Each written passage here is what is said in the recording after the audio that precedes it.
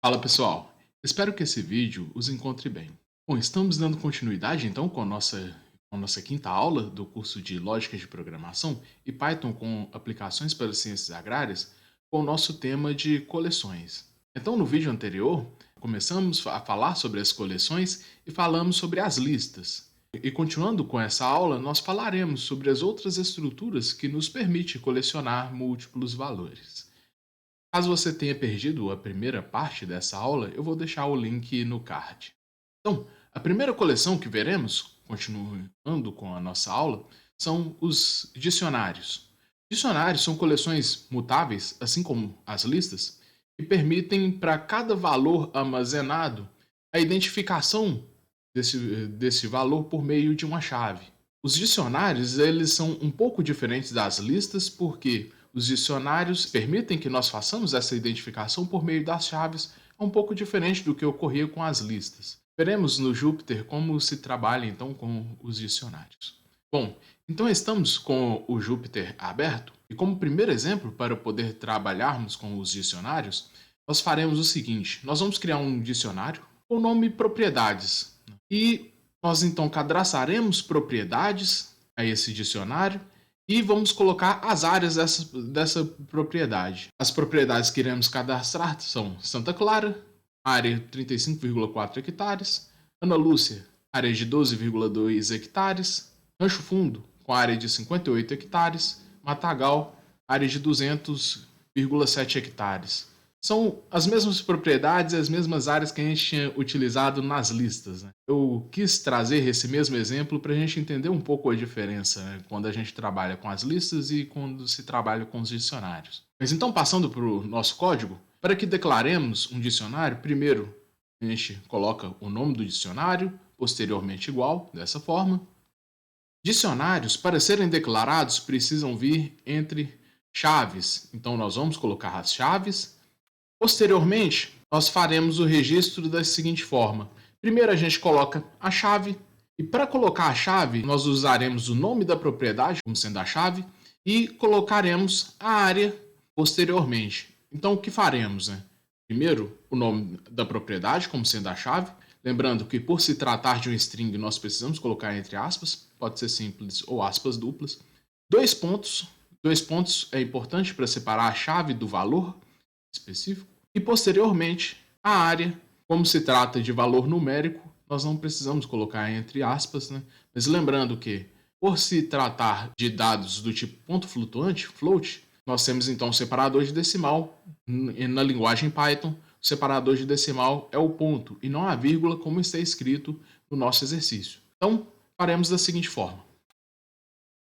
Bom, então, colocamos primeiro a chave, Santa Clara, entre aspas, pois se trata de uma string, dois pontos para separar a chave do valor e o valor 35,4, conforme havíamos dito. Para separar um dado do outro, a gente utiliza a vírgula. Dessa forma, as demais informações virão posteriormente, da seguinte forma.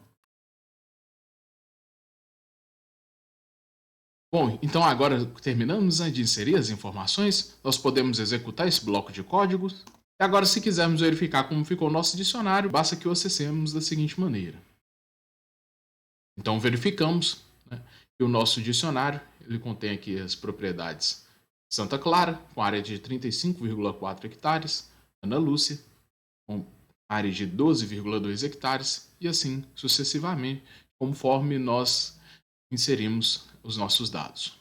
Caso queiramos acessar um dado específico do nosso dicionário, né, e nós utilizaremos aqui, então, como exemplo, né, dentro desse dicionário propriedades, nós vamos acessar a área da propriedade Santa Clara, podemos fazer da seguinte forma. Primeiro nós colocamos, né, o nome do dicionário, que no caso é propriedades, colchetes, e dentro dos colchetes nós colocaremos a chave que nós utilizamos, né? Quando nós trabalhamos com as listas, para acessar o valor de uma lista, entre colchetes a gente colocava o índice, né, da lista. Começava com 0, posteriormente 1, 2, 3. No caso do dicionário, a gente coloca a chave. No nosso caso aqui, nós vamos acessar a propriedade Santa Clara, então nós colocaremos a chave Santa Clara da seguinte forma. Então, executando esse bloco de códigos, nós verificamos que a área da propriedade Santa Clara é de 35,4 hectares, conforme queríamos. Se quisermos verificar a área da propriedade Matagal, por exemplo, basta que nós troquemos aqui o nome, né, de Santa Clara para Matagal da seguinte maneira. Então verificamos que a propriedade Matagal tem área de 200,7 hectares. Então conseguimos acessar os valores no dicionário tranquilamente. Bom, os dicionários são coleções mutáveis, né? Nós podemos mudar os valores que existem dentro do dicionário. Vamos supor que nós queremos agora adicionar valores a esse dicionário. Então o que nós faremos, né? Vamos adicionar uma nova propriedade, aqui como exemplo, né? Propriedade Bela Vista.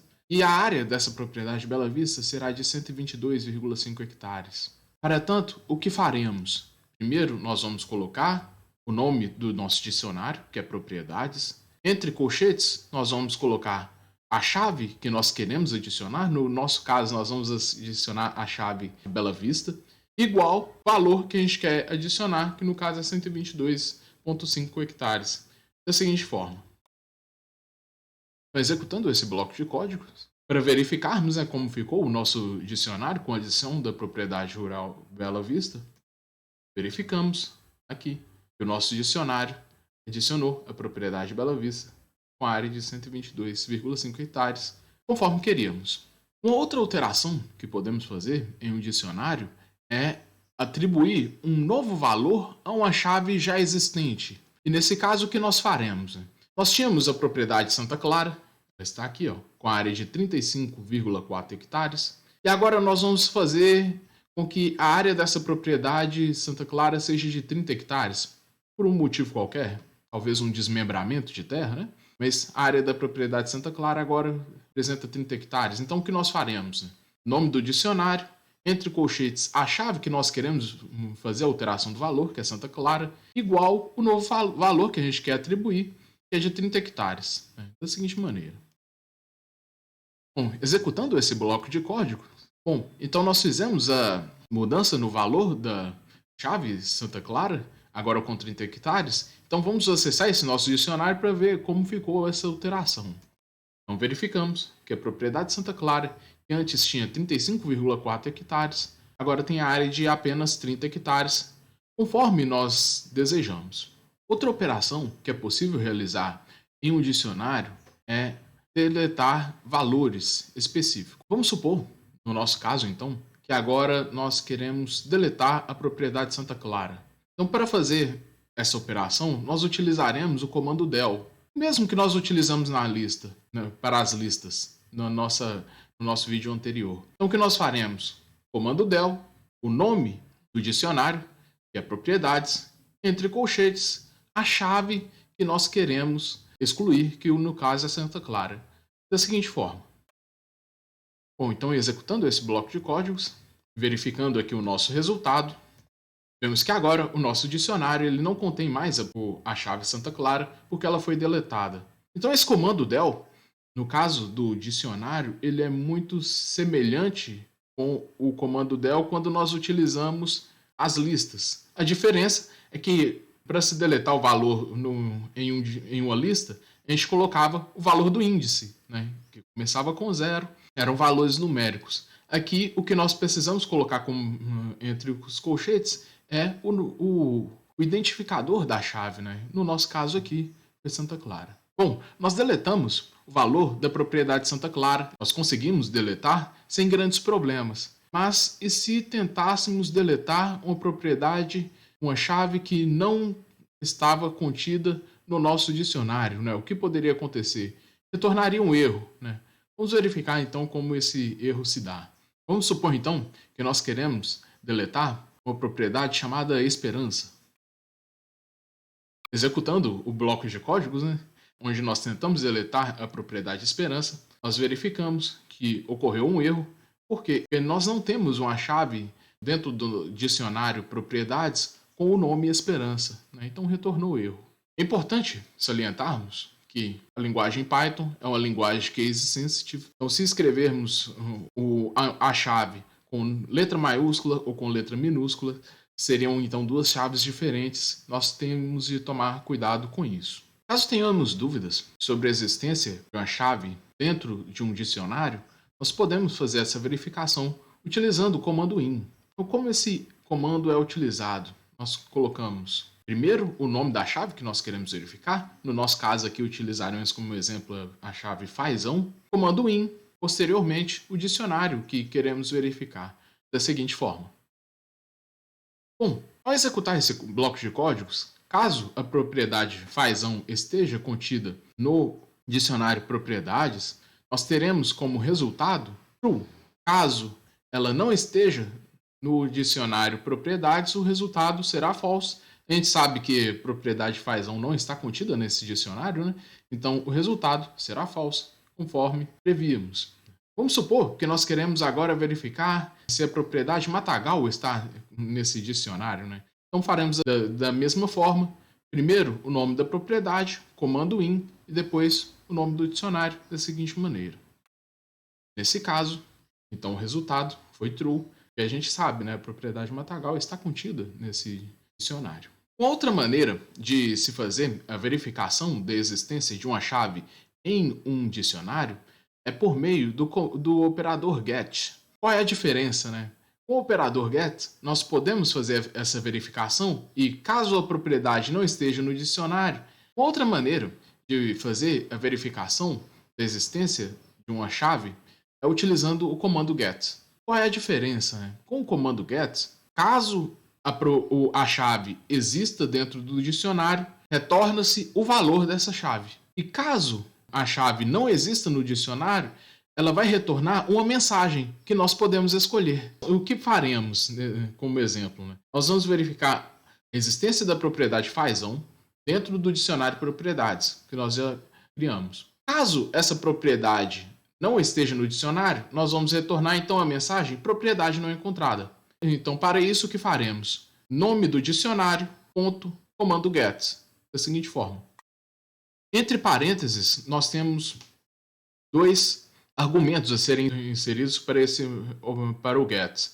O primeiro é o nome da chave, no caso fazão. Posteriormente, a gente coloca vírgula. E por último, a mensagem que nós vamos colocar, né, que é propriedade não encontrada.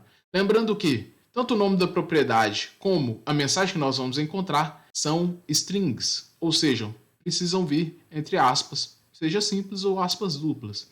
Faremos da seguinte forma.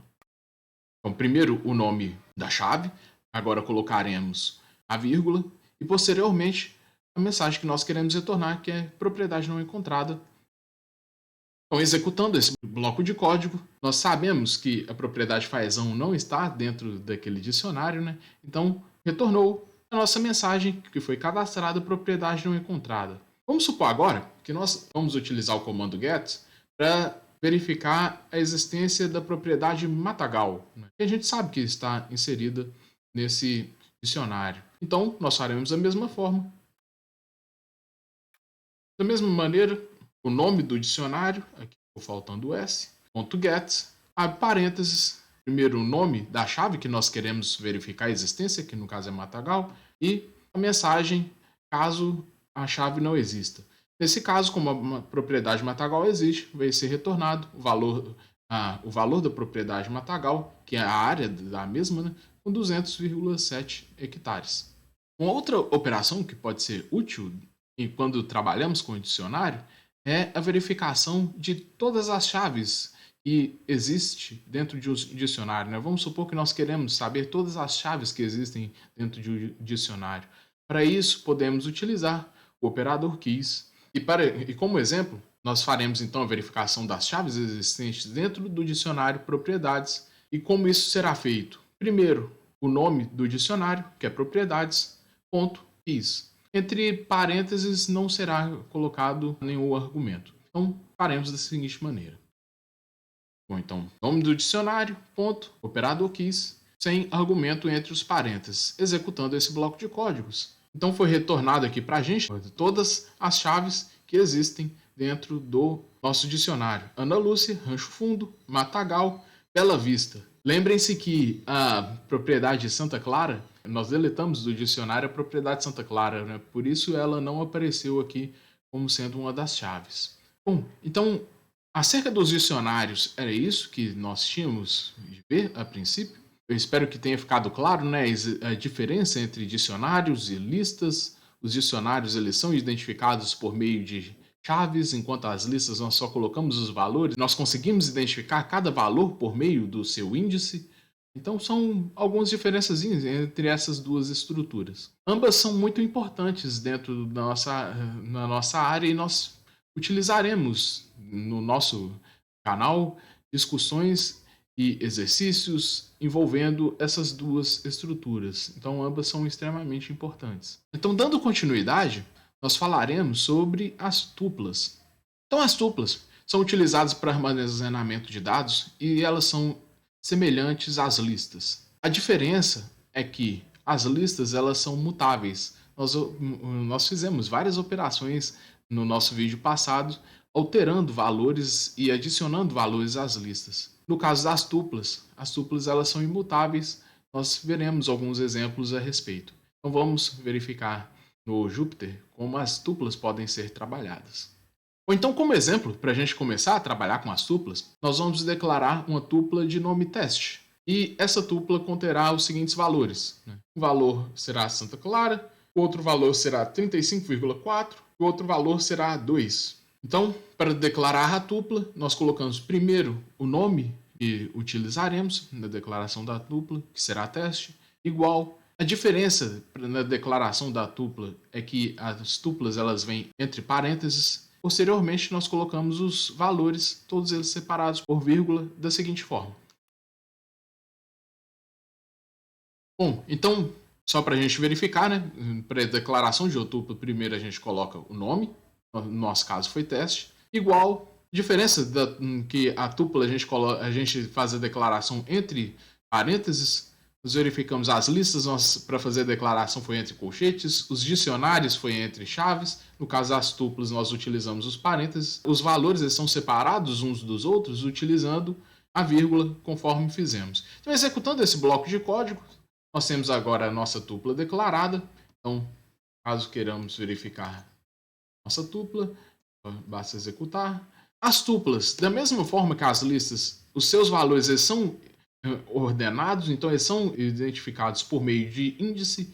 Então, no nosso caso aqui, Santa Clara é o índice 0, começa com 0, da mesma forma que as listas. 35,4 é o índice 1, 2 é o índice 2. Vamos supor que nós queremos verificar o índice 0 da tupla, então teste, entre colchetes, o índice 0, verificamos aqui, então, que a posição 0 é ocupada pela propriedade de Santa Clara. Nós dissemos que os valores que a tupla é imutável. Então, somente para que nós possamos verificar isso, vamos fazer da seguinte forma. Vamos tentar trocar o valor do índice 1 da tupla, que aqui no caso é 35,4, para 30. Mesmo exemplo que a gente havia feito anteriormente. Vamos verificar o que ocorre. As tuplas são imutáveis, né? Então, teremos algum tipo de erro. Vamos verificar como será esse erro. Executando o bloco de código, vocês verão, nós tivemos um erro. Então, e o tipo de erro que foi retornado para a gente. E objetos do tipo tupla não suportam a operação que nós tentamos verificar agora, que foi a alteração do valor, porque tuplas são imutáveis. Cabe ressaltar que as tuplas, da mesma forma que as listas, elas podem ser compostas por elementos apenas do tipo float, por elementos do tipo inteiro, int, por strings, também por booleanos, ou podem ser misturadas, ou então a gente pode ter elementos de mais de um tipo dentro de uma mesma tupla. No nosso caso aqui, por exemplo, a tupla tinha uma string, tinha um valor do tipo float e tinha um valor do tipo int. Só para ficar bem claro relacionado a isso. O próximo tipo de coleção que iremos verificar são os intervalos. Os intervalos são coleções que representam sequências de números. Então, nós temos uma sequência numérica. E, no nosso caso, são extremamente importantes porque elas são utilizadas em loops de repetição. Os loops de repetição ainda é um tema que nós veremos dentro desse curso, né? Então, para se trabalhar com os loops de repetição, é importante que nós entendamos essa coleção que é do tipo intervalo, né? Então, verificaremos no Jupyter como essa coleção pode ser criada. Uma coleção do tipo intervalo, para ser criada, nós colocamos a palavra range e entre parênteses nós precisaremos de 3 argumentos. O intervalo, o valor inicial do intervalo que queremos colocar, o valor final do intervalo que queremos colocar e o incremento é que essa sequência numérica terá. Como exemplo, nós faremos então um intervalo que começa valor 10, vai até o valor 20, nós verificaremos uma questãozinha acerca desse valor 20, do valor final, e o incremento será de 2. Então, para fazer a declaração, primeiro nós colocamos a palavra range, abre parênteses, e dentro dos parênteses nós colocaremos o valor inicial, vírgula, valor final, vírgula, incremento, da seguinte forma. O intervalo é declarado dessa forma. Então, nós executando esse bloco de código, nós já teremos então o nosso intervalo declarado. O problema é que ele não imprimiu para a gente a sequência numérica que vai ser utilizada. Então, unicamente para que nós possamos verificar qual é a sequência numérica que foi impressa, o que eu farei? Antes do comando range e depois do último parênteses, nós colocaremos isso entre parênteses e vamos utilizar o comando list para retornar esse intervalo que foi gerado dentro de uma lista. Então, executando, agora sim, o nosso intervalo ele foi impresso dentro de uma lista. E nós temos aqui, nossa lista então começou com 10. Como o incremento é em 2, então não vai de 10 para 11. O incremento é em 2 unidades, foi de 10 para 12, de 12 para 14, de 14 para 16, 16 para 18. Eu disse que nós veríamos uma questãozinha relacionada ao valor final do intervalo. O valor final, que é colocado no comando range, ele não é utilizado pelo comando.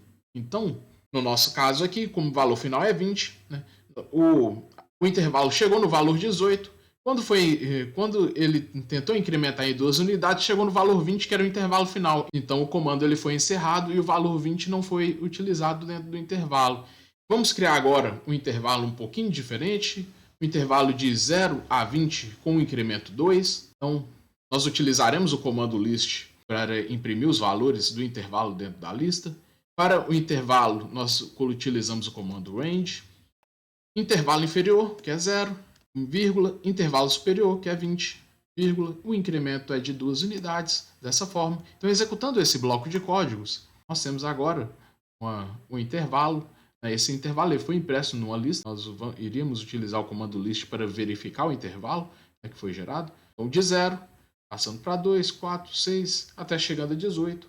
Bom, como último exemplo, nós faremos agora um intervalo de 0 a 10 com o incremento 1. E nós teremos algumas particularidades nesse caso, por termos o intervalo começando com 0 e com o incremento 1. Tá? Então, primeiro, o list, da forma como dissemos, e entre parênteses, comando end, intervalo inicial, intervalo final, incremento agora de 1 unidade. Executando esse bloco de códigos, nós temos o intervalo começando em 0, terminou em 9. O 10, ele, como é o final, ele não foi acessado, conforme dissemos. Ocorre que o comando range ele usa como default o incremento igual a 1. Então, quando nós quisermos fazer intervalos com o incremento igual a 1, não é necessário informar o valor do incremento. Então, nós poderíamos declarar esse mesmo intervalo da seguinte forma. Então, nós colocamos o list somente para imprimir o intervalo dentro de uma lista. O range, valor inicial 0, valor final 10. Como dissemos, quando o incremento é igual a 1, nós informemos o nosso incremento, porque o incremento igual a 1 é default dentro do range. Então, executando nossa mesma lista aqui de 0 e terminando em 9. Bom, além dessas coleções que verificamos, temos também os conjuntos.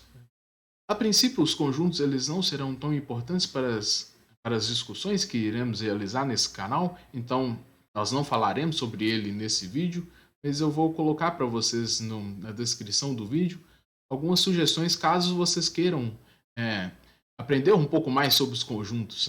Os conjuntos são extremamente interessantes porque eles permitem que nós trabalhemos dentro da programação com toda aquela teoria de conjuntos que é vista na matemática. Então, é uma coleção extremamente interessante para quem gosta de trabalhar com a matemática. Espero que esse conteúdo de coleções tenha ficado claro para vocês. Caso tenham algum tipo de dúvida, eu peço que coloquem nos comentários críticas, sugestões. A partir do feedback de vocês, nós podemos ir melhorando o nosso trabalho. Caso tenham gostado do vídeo, peço que coloquem o like e nós nos encontramos no próximo vídeo. Até a próxima.